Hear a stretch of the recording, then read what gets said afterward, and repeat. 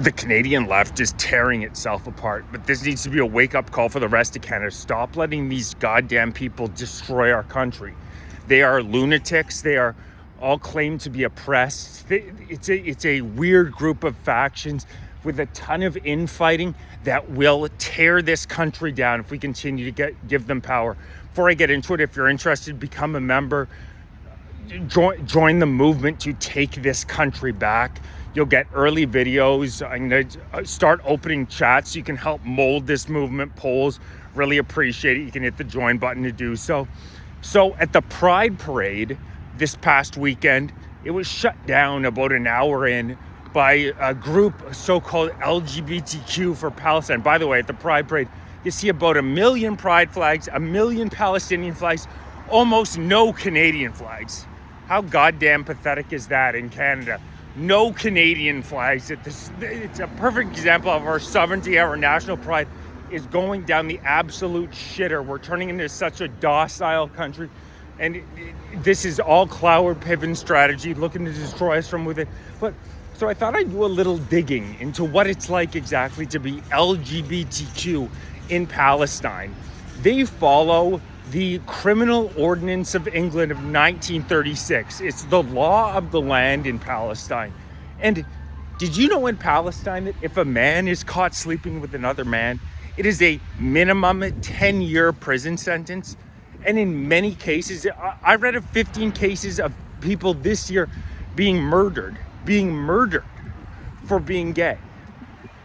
So these people are protesting for a country where if they were to simply exist there, they would get a minimum 10-year prison sentence, and there's a high likelihood that it would be much worse for them.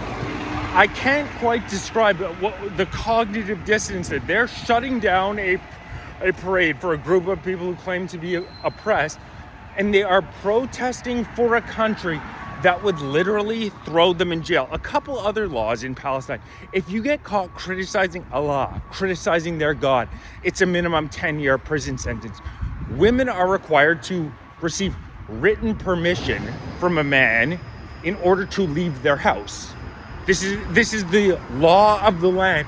And these protesters are shutting down our streets every day. So to clarify, the law of the land, minimum 10-year prison sentence if a man is caught sleeping with another man.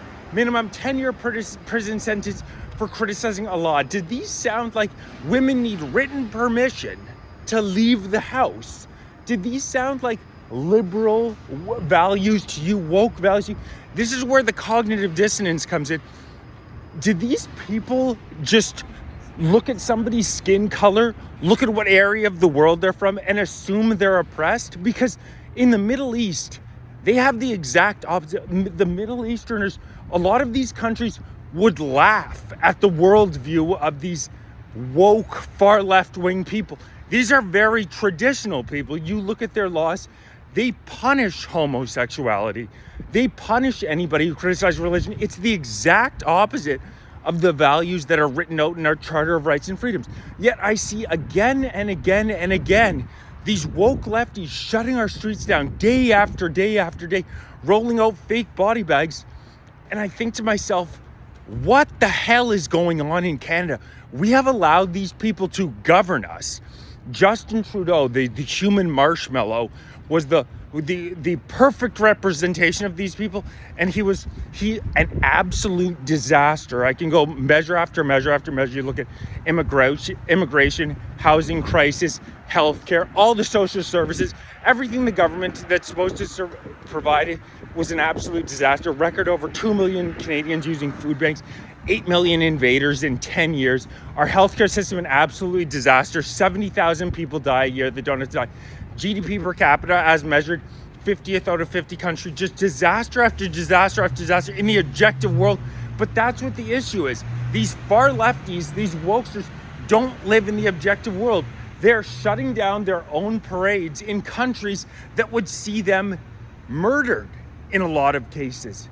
Literally, I read 15 or so stories just from the past year of people literally being killed because of their sexual orientation. Yet they shut our streets down. I can only imagine the amount of money that Canada has lost due to these protests over the past years. I live in Ottawa.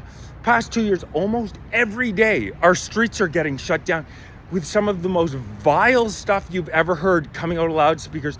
Fake body bags on the streets. It's truly shocking stuff. If Canadians don't wake up soon, our country is going to be gone. These people are straight up destroyers. They can't build anything. They view the world through this very odd, oppressor worldview.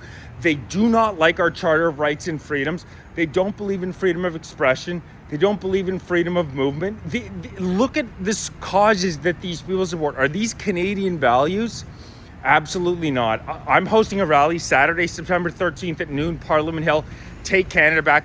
Let me know if you're interested in attending. Thousands of patriotic Canadians on Parliament Hill. So sick of seeing foreign flags in our streets. Let's get some Canadian pride going.